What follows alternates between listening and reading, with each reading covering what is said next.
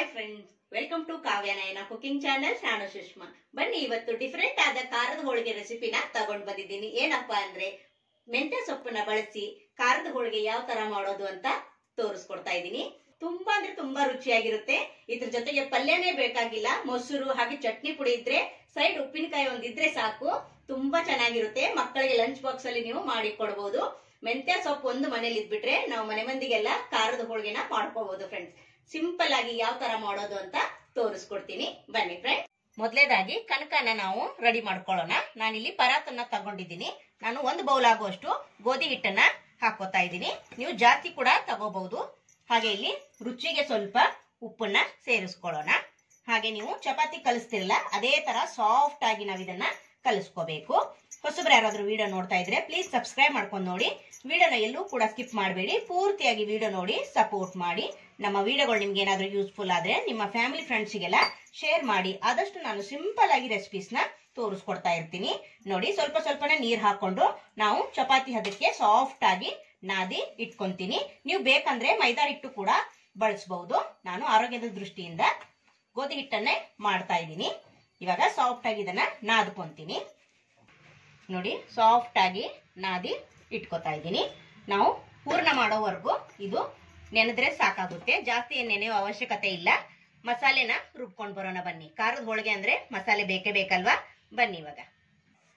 ನೋಡಿ, ನಾನಿಲ್ಲಿ ಜೀರಿಗೆನ 1 ಸ್ಪೂನ್ ಅಷ್ಟು ತಗೊಂಡಿದ್ದೀನಿ. ಹಾಗೆ 1 ಸ್ಪೂನು ಧನಿಯಾ ಬೀಜ, 1 ಗೆಡ್ಡೆ ಬೆಳ್ಳುಳ್ಳಿ, ಹಾಗೆ ಕೊತ್ತಂಬರಿ ಸೊಪ್ಪು. ಖಾರಕ್ಕೆ ನಿಮಗೆ ಹಸಿಮೆಣಸಿನ್ಕಾಯಿ ಎಷ್ಟು ಬೇಕು ನೋಡ್ಕೊಂಡು ತಗೊಳ್ಳಿ. ಇವಾಗ ಇದನ್ನೆಲ್ಲವನ್ನು ಮಿಕ್ಸಿ ಜಾರಿಗೆ ಹಾಕೊಂತೀನಿ. ನೋಡಿ, ಹಾಗೆ ಇಲ್ಲಿ ರುಚಿಗೆ ಉಪ್ಪನ್ನ ಸೇರಿಸ್ಕೊಂಡು ರುಬ್ಬೋದಕ್ಕೆ ಎಷ್ಟು ಬೇಕೋ ನೀರು ನೋಡ್ಕೊಂಡು ಇದನ್ನ ನೈಸ್ ಆಗಿ ಪೇಸ್ಟ್ ಮಾಡ್ಕೊಂಡು ಬರೋಣ. ನೋಡಿ, ಇಷ್ಟು ನೈಸ್ ಆಗಿ ಪೇಸ್ಟ್ ಮಾಡ್ಕೊಂಡು ಬಂದಿದ್ದೀನಿ. ಇಷ್ಟು ಇದ್ರೆ ಸಾಕು. ಒಲೆ ಮೇಲೆ ಕಡಾಯಿನ ಇಟ್ಕೊಂಡಿದ್ದೀನಿ. 4 ರಿಂದ 5 ಸ್ಪೂನ್ ಆಗುವಷ್ಟು ಎಣ್ಣೆನ ಹಾಕೊಳ್ಳೋಣ. ರುಬ್ಕೊಂಡು ಬಂದಿರೋ ಹಸಿಮೆಣಸಿನಕಾಯಿ ಪೇಸ್ಟ್ ನ ಎಣ್ಣೆಗೆ ಹಾಕೋತಾ ಇದ್ದೀನಿ. 1/2 ಸ್ಪೂನ್ ಅಷ್ಟು ಅರಿಶಿನ ಪುಡಿನ ಹಾಕೊಂಡು ಚೆನ್ನಾಗಿ ಫ್ರೈ ಮಾಡ್ಕೊಳ್ಳೋಣ. ಹಸಿಯಾಗಿ ರುಬ್ಕೊಂಡು ಬಂದಿರೋದ್ರಿಂದ 1-2 ನಿಮಿಷ ನಾವು ಎಣ್ಣೆಯಲ್ಲೇನೆ ಫ್ರೈ ಮಾಡ್ಕೋಬೇಕು. ಇಷ್ಟು ಫ್ರೈ ಮಾಡ್ಕೊಂಡ್ರೆ ಸಾಕು. ಇವಾಗ ಇದಕ್ಕೆ ನಾನು 1 ಕಟ್ ಆಗುವಷ್ಟು ಮೆಂತ್ಯ ಸೊಪ್ಪನ್ನ ತೊಳೆದು ಸಣ್ಣದಾಗಿ ಕಟ್ ಮಾಡ್ಕೊಂಡಿದ್ದೀನಿ. ಅದನ್ನ ಸೇರಿಸ್ಕೊತಾ ಇದ್ದೀನಿ. ಆದಷ್ಟು ಸಣ್ಣದಾಗಿನೇ ಕಟ್ ಮಾಡ್ಕೊಳ್ಳಿ. ಎಣ್ಣೆಲೆ ಇದು ಕೂಡ ಚೆನ್ನಾಗಿ ಫ್ರೈ ಆಗಬೇಕು. ನೋಡಿ, ಎಣ್ಣೆಲೆ ಚೆನ್ನಾಗಿ ಬೆಂದಿರ್ಬೇಕು ಇದು ಸೊಪ್ಪು. ಅಲ್ಲಿವರೆಗೂ ನೋಡಿ ಈ ತರ ಚೆನ್ನಾಗಿ ಮಿಕ್ಸ್ ಮಾಡ್ಕೊಂಡು ಇದು ಕೂಡ ಅಷ್ಟೇ 1-2 ನಿಮಿಷ ಎಣ್ಣೆಲಿ ಫ್ರೈ ಮಾಡ್ಕೊಳ್ಳೋಣ. ನೋಡಿ, ಇವಾಗ 5 ನಿಮಿಷ ನಾನು ಮುಚ್ಚಿ ಸೊಪ್ಪನ್ನ ಬೇಯಿಸ್ಕೊಂಡಿದ್ದೀನಿ. ನೋಡ್ತಾ ಇದ್ದೀರಾ, ಚೆನ್ನಾಗಿ ಸೊಪ್ಪು ಬೆಂದಿದೆ. ಇಷ್ಟು ಬೆಂದ್ರೆ ಸಾಕು. ನೋಡಿ, ಇದನ್ನ ಚೆನ್ನಾಗಿ ಮಿಕ್ಸ್ ಮಾಡ್ಕೊಳ್ಳೋಣ. ಈಗ ಇದಕ್ಕೆ ನಾನು 1.5 ಕಪ್ ಆಗುವಷ್ಟು ನೀರನ್ನ ಸೇರಿಸ್ಕೊತಾ ಇದ್ದೀನಿ. ಮಿಕ್ಸಿ ಜಾರಲ್ಲೇ ತೊಳೆದು ಹಾಕೋತಾ ಇದ್ದೀನಿ. 1 ಕಪ್ ಹಾಕೊಂಡಿದ್ದೀನಿ. ಈಗ ಇನ್ನೊಂದು 1/2 ಕಪ್ ಅಷ್ಟು ಹಾಕೋತಾ ಇದ್ದೀನಿ. ಇವಾಗ ಚೆನ್ನಾಗಿ ಇದನ್ನ ಕುದಿಯೋದಕ್ಕೆ ಬಿಡೋಣ. ನೋಡಿ, ಇವಾಗ ನೀರು ಚೆನ್ನಾಗಿ ಕುದಿತಾ ಇದೆ. ಬೈಂಡಿಂಗ್ಗೋಸ್ಕರ ನಾನು 1/2 ಕಪ್ ಆಗುವಷ್ಟು ಕಡಲೆ ಹಿಟ್ಟನ್ನ ಹಾಕೋತಾ ಇದ್ದೀನಿ. ಹಾಗೆ ಇಲ್ಲಿ 1-2 ಸ್ಪೂನ್ ಆಗುವಷ್ಟು ಅಕ್ಕಿ ಹಿಟ್ಟನ್ನು ಕೂಡ ಹಾಕೋತಾ ಇದ್ದೀನಿ. ಇವಾಗ ಚೆನ್ನಾಗಿ ಇಲ್ಲಿ ಮಿಕ್ಸ್ ಮಾಡ್ಕೊಳ್ಳೋಣ. ಗಂಟ ಆಗದಂಗೆ ಚೆನ್ನಾಗಿ ಇಲ್ಲಿ ಮಿಕ್ಸ್ ಮಾಡ್ಕೊಳ್ಳಿ. ಹೂರ್ಣ ಇಲ್ಲಿ ನಮಗೆ ಗಟ್ಟಿ ಬರ್ಬೇಕಲ್ವಾ, ಅದಕ್ಕೋಸ್ಕರ ಬೈಂಡಿಂಗ್ಗೋಸ್ಕರ ನಾನು ಕಡಲೆ ಹಿಟ್ಟು ಹಾಗೆ ಅಕ್ಕಿ ಹಿಟ್ಟನ್ನ ಹಾಕೊಂಡಿದ್ದೀನಿ. ಇವಾಗ ಚೆನ್ನಾಗಿ ಇದನ್ನ ಗಂಟೆಲ್ಲ ಒಡ್ಕೊಂಡು ನಾವಿಲ್ಲಿ ತಳ ಬಿಡಬೇಕು. ಗಟ್ಟಿ ಆಗೋವರೆಗೂ ನಾವು ಇದನ್ನ ಲೋ ಫ್ಲೇಮ್ ಅಲ್ಲೇನೆ ಚೆನ್ನಾಗಿ ಮಿಕ್ಸ್ ಮಾಡ್ತಾ ಇರಬೇಕು. ನೋಡಿ, ಇದೇ ತರಾನೇ ಗಂಟೆಲ್ಲ ಒಡ್ಕೋಬಹುದು. ಏನ್ ಗಂಟೆನಾಗೋದಿಲ್ಲ. ಹಾಕಿದ ತಕ್ಷಣ ಸ್ವಲ್ಪ ಈ ತರ ಆಗುತ್ತೆ. ನಿಧಾನಕ್ಕೆ ಮಿಕ್ಸ್ ಮಾಡ್ತಾ ಮಾಡ್ತಾ ನಾವು ಈ ತರ ಮಾಡ್ತಾ ಇದ್ರೆ ಚೆನ್ನಾಗಿ ಇಲ್ಲಿ ಗಂಟೆಲ್ಲ ಒಡ್ಕೋಬಹುದು. ಇನ್ನು ಯಾರೆಲ್ಲ ಚಾನಲ್ಗೆ ಸಬ್ಸ್ಕ್ರೈಬ್ ಮಾಡ್ಕೊಂಡಿಲ್ಲ ಪ್ಲೀಸ್ ಹೋಗಿ ಸಬ್ಸ್ಕ್ರೈಬ್ ಮಾಡ್ಕೊಳ್ಳಿ. ಬೆಲ್ ಐಕನ್ನ ಪ್ರೆಸ್ ಮಾಡಿ ಆಲ್ ಅನ್ನೋ ನೋಟಿಫಿಕೇಶನ್ ಸೆಲೆಕ್ಟ್ ಮಾಡ್ಕೊಂಡ್ರೆ ನಾವು ಹಾಕೋ ವಿಡಿಯೋ ಎಲ್ಲ ಮೊದಲು ನಿಮ್ಗೆ ಬರುತ್ತದೆ ಫ್ರೆಂಡ್. ಆಗ ಎಲ್ರಿಗಿಂತ ಮುಂಚೆ ನೀವೇ ನೋಡಬಹುದು. ಯಾವಾಗ್ಲೂ ಒಂದೇ ತರ ಹೋಳಿಗೆನ ತಿಂದು ಬೇಜಾರಾಗಿರುತ್ತೆ ಅಲ್ವಾ? ಇವತ್ತು ವೆರೈಟಿಯಾಗಿ ನಾನು ಮೆಂತ್ಯ ಸೊಪ್ಪನ್ನ ಬಳಸಿ ಖಾರದ ಹೋಳಿಗೆ ಯಾವ ತರ ಮಾಡೋದು ಅಂತ ತೋರಿಸ್ಕೊಡ್ತಾ ಇದ್ದೀನಿ. ನೀವು ಕೂಡ ಒಂದ್ಸತಿ ಟ್ರೈ ಮಾಡಿ ಯಾವ ತರ ಬರುತ್ತೆ ಅಂತ ಕಮೆಂಟ್ ಅಲ್ಲಿ ತಿಳಿಸಿ. ನಮ್ಮ ಚಾನೆಲ್ ಅಲ್ಲಿ ಇನ್ನೂ ಒಳ್ಳೊಳ್ಳೆ ಹೋಳಿಗೆ ರೆಸಿಪಿಗಳಿದೆ, ಬೇಕಂದ್ರೆ ನೀವು ಹೋಗಿ ಚೆಕ್ ಮಾಡ್ಕೋಬಹುದು. ನೋಡಿ, ಇವಾಗ ಚೆನ್ನಾಗಿ ಇದೇ ತರನೇ ತಳ ಬಿಡೋವರೆಗೂ ಇದನ್ನ ಮಿಕ್ಸ್ ಮಾಡ್ಕೊಳ್ಳೋಣ. ನೋಡಿ ಚೆನ್ನಾಗಿ ಮಿಕ್ಸ್ ಮಾಡ್ತಾ ಮಾಡ್ತಾ ಲೋ ಫ್ಲೇಮಲ್ಲೇನೆ ನೋಡಿ ಎಷ್ಟು ಗಟ್ಟಿ ಆಯ್ತಲ್ವಾ. ನೋಡಿ ತಳ ಕೂಡ ಬಿಡ್ತಾ ಇದೆ. ಈ ತರ ಇರಬೇಕು ಹದ. ಇದು ಇನ್ನೂ ಆರಿದ ಮೇಲೆ ನಮ್ಗಿಲ್ಲಿ ಹೂರ್ಣ ಗಟ್ಟಿ ಆಗುತ್ತೆ. ನೋಡಿ ನೋಡ್ತಾ ಇದ್ದೀರಾ. ಇವಾಗ ಇದು ಫುಲ್ಲು ತಣ್ಣಗಾಗ್ಬೇಕು. ಇದನ್ನ ಒಂದು ಅಗಲವಾದ ಪಾತ್ರೆಗೆ ಹರಡಿ ಇಟ್ರೆ ಬೇಗ ತಣ್ಣಗಾಗುತ್ತೆ. ಅದಕ್ಕೋಸ್ಕರ ಇದನ್ನ ಒಲೆನ ಆಫ್ ಮಾಡ್ಕೊಂಡು ಇವಾಗ ತಣ್ಣಗಾಗೋದಕ್ಕೆ ಬಿಡ್ತೀನಿ. ನೋಡಿ ಫ್ರೆಂಡ್ಸ್, ಆರಿದ್ಮೇಲೆ ನಾನು ಹೂರ್ಣನೆಲ್ಲ ಉಂಡೆ ಮಾಡಿ ಇಟ್ಕೊಂಡಿದ್ದೀನಿ. ನೀವು ಸಣ್ಣದಾಗಿ ಮಾಡ್ಕೊಂಡ್ರೆ ಉಳ್ಳಿನ ಸಣ್ಣ ಸಣ್ಣದಾಗಿ ಮಾಡ್ಕೊಳ್ಳಿ. ನೋಡಿ ಒಂದು 8 ರಿಂದ ಒಂದು 10 ಆಗಿದೆ ಉಳ್ಳಿ. ಹಾಗೆ ಇಲ್ಲಿ ಗೋಧಿ ಹಿಟ್ಟು ಕೂಡ ಚೆನ್ನಾಗಿ ನೆನೆದಿದೆ ಫ್ರೆಂಡ್ಸ್, ನೋಡ್ತಾ ಇದ್ದೀರಾ. ಇವಾಗ ಸಾಫ್ಟ್ ಆಗಿದೆ. ಇವಾಗ ಹೋಳಿಗೆನ ಮಾಡ್ಕೊಳ್ಳೋಣ ಬನ್ನಿ.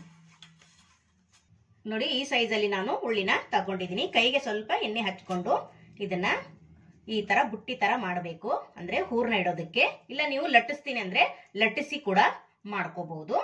ನೋಡಿ ಈ ತರ ಹಳ್ಳ ಮಾಡ್ಕೊಂಡು ಇದರಲ್ಲಿ ಸ್ಟಫಿಂಗ್ ನ ಇಡೋಣ. ನೋಡಿ ಈ ತರ ಮಾಡ್ಕೊಂಡು ಈ ತರ ಮಾಡಿ ನೀವು ಹೋಳಿಗೆ ಎಲ್ಲ ಮಾಡ್ತಿರಲ್ಲ ಮನೇಲಿ, ಅದೇ ತರಾನೇ ಮಾಡ್ಕೋಬಹುದು. ತುಂಬಾ ಸಿಂಪಲ್ ಆಗಿ ಮಾಡ್ಕೋಬಹುದು ಫ್ರೆಂಡ್ಸ್. ನೋಡಿ ಇದೇ ತರಾನೇ. ನೋಡಿ ಈ ತರ ಎಕ್ಸ್ಟ್ರಾ ಇದ್ರೆ ತೆಗಿರಿ, ಇಲ್ಲ ಅಂದ್ರೆ ಅದರಲ್ಲೇ ನೀವು ಸ್ಟಫ್ ಮಾಡ್ಕೋಬಹುದು. ನೋಡಿ ಇವಾಗ ಇದನ್ನ ಲಟ್ಟಿಸ್ಕೊಳ್ಳೋಣ ಹಿಟ್ಟು ಹಚ್ಚಿಬಿಟ್ಟು. ನೋಡಿ ಇನ್ನೊಂದು ಉಳ್ಳಿನ ತಗೊಂಡಿದ್ದೀನಿ. ಅದನ್ನ ಇವಾಗ ಲಟ್ಟಿಸ್ಕೊಳ್ಳೋಣ. ಲಟ್ಟಿಸಿ ಯಾವ ತರ ಸ್ಟಫ್ ಮಾಡೋದು ಅಂತ ತೋರಿಸ್ಕೊಡ್ತೀನಿ. ನಿಮ್ಗೆ ಆ ತರ ಬಂದ್ರೆ ಆ ತರ ಮಾಡ್ಕೋಬಹುದು. ಇಲ್ಲ ಅಂದ್ರೆ ಈ ತರ ಸ್ವಲ್ಪ ಅಗಲವಾಗಿ ಪೂರಿ ಸೈಜ್ ಅಲ್ಲಿ ಲಟ್ಟಿಸ್ಕೊಳ್ಳಿ. ನೋಡಿ ಈ ತರ ಲಟ್ಟಿಸ್ಕೊಂಡು ಇದ್ರೊಳಗಡೆ ನಾವು ಸ್ಟಫಿಂಗ್ ನ ಹಾಕೋಬೇಕು. ನೋಡಿ ಈ ತರ ಹಾಕೊಂಡು ಎಕ್ಸ್ಟ್ರಾ ಹಿಟ್ಟು ಏನಾದ್ರೂ ಇದ್ರೆ ಅದನ್ನ ನೀವು ತೆಗೆದ್ಬಿಡಿ. ನೋಡಿ ಈ ತರ ಎಕ್ಸ್ಟ್ರಾ ತೆಗೆದ್ಬಿಡೋದು. ನೋಡಿ ಈ ತರ ಮಾಡಿ ಈ ತರ ಮಾಡ್ಕೊಳ್ಳಿ. ನಿಮ್ಗೆ ಯಾವ್ದು ಈಜಿ ಆಗುತ್ತೋ ಆ ತರ ಮಾಡ್ಕೋಬಹುದು. ಈಗ ನೋಡಿ ಹಿಟ್ಟು ಹಚ್ಚಿ ಹೋಳಿಗೆನ ಮಾಡ್ಕೊಳ್ಳೋಣ.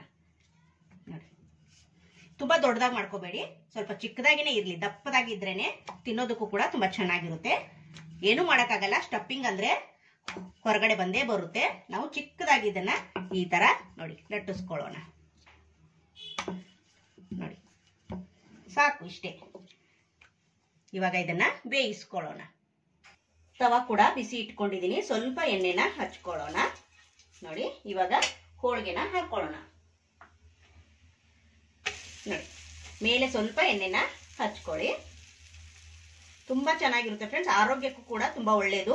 ಮಕ್ಕಳು ಸೊಪ್ಪೆಲ್ಲ ತಿನ್ನೋದಿಲ್ಲ ಅಲ್ವಾ, ಈ ತರ ಮಾಡ್ಕೊಟ್ರೆ ತುಂಬಾ ಖುಷಿಯಿಂದ ತಿಂತಾರೆ. ನೀವು ಇದಕ್ಕೆ ಚಪಾತಿ ಅನ್ಬೋದು, ಹೋಳಿಗೆ ಅನ್ಬೋದು, ಖಾರದ ಹೋಳಿಗೆ ಅನ್ಬೋದು, ತುಂಬಾ ಖುಷಿಯಿಂದ ತಿಂತಾರೆ ಫ್ರೆಂಡ್ಸ್. ನೀವು ಲಂಚ್ ಬಾಕ್ಸ್ ಅಲ್ಲಿ ಕೂಡ ಮಾಡಿ ಕೊಡಬಹುದು.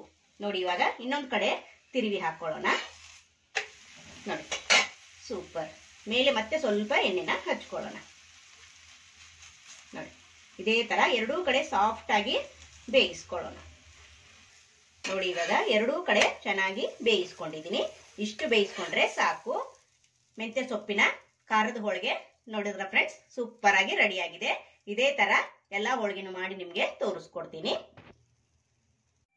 ನೋಡಿ ಫ್ರೆಂಡ್ಸ್, ಮೆಂತ್ಯ ಸೊಪ್ಪಿನ ಖಾರದ ಹೋಳಿಗೆ ಯಾವ ತರ ಆಗಿದೆ ಅಂತ ನೋಡ್ತಾ ಇದ್ದೀರಾ. ತುಂಬಾ ಸಾಫ್ಟ್ ಆಗಿ ಮಾಡ್ಕೋಬಹುದು ಫ್ರೆಂಡ್ಸ್. ನೋಡಿ ಸೂಪರ್ ಆಗಿದೆ. ನೀವು ಕೂಡ ಒಂದ್ಸತಿ ಟ್ರೈ ಮಾಡಿ ನೋಡಿ. ಮಕ್ಕಳಿಗೆ ಲಂಚ್ ಬಾಕ್ಸ್ ಮಾಡ್ಕೊಡಿ. ನೀವು ಕೂಡ ಒಂದ್ಸತಿ ಟ್ರೈ ಮಾಡಿದ್ರೆ ನಿಮ್ಗೂ ಕೂಡ ಈ ರುಚಿ ಗೊತ್ತಾಗುತ್ತೆ. ನಾನು ನಿಮ್ಗೆ ಮೊಸರು ಜೊತೆಗೆ ಸರ್ವ್ ಮಾಡಿ ತೋರಿಸ್ತಾ ಇದ್ದೀನಿ. ಮೊಸರು ಉಪ್ಪಿನಕಾಯಿ ಸೂಪರ್ ಆಗಿರುತ್ತೆ ಕಾಂಬಿನೇಷನ್. ಯಾವ ಪಲ್ಯನೇ ಬೇಡ ನಿಮ್ಗೆ. ಮೊಸರು ಹಾಗೆ ಚಟ್ನಿ ಪುಡಿ ಇದ್ರೂ ಕೂಡ ತುಂಬಾ ಚೆನ್ನಾಗಿರುತ್ತೆ. ನೋಡಿದ್ರ ಫ್ರೆಂಡ್ಸ್, ಈ ವಿಡಿಯೋ ನಿಮ್ಗೆ ಇಷ್ಟ ಆಗಿದೆ ಅಂತ ಭಾವಿಸ್ತಾ ಇದ್ದೀನಿ. ಈ ವಿಡಿಯೋ ಇಷ್ಟವಾದಲ್ಲಿ ಪ್ಲೀಸ್ ಲೈಕ್ ಮಾಡಿ, ಶೇರ್ ಮಾಡಿ, ಕಮೆಂಟ್ ಮಾಡಿ, ಸಬ್ಸ್ಕ್ರೈಬ್ ಮಾಡ್ಕೊಳ್ಳಿ. ನಮ್ಮ ವಿಡಿಯೋ ನೋಡಿದ್ದಕ್ಕಾಗಿ ನಿಮ್ಮೆಲ್ಲರಿಗೂ ಧನ್ಯವಾದಗಳು. Thank you for watching. ನಮಸ್ಕಾರ ಫ್ರೆಂಡ್ಸ್.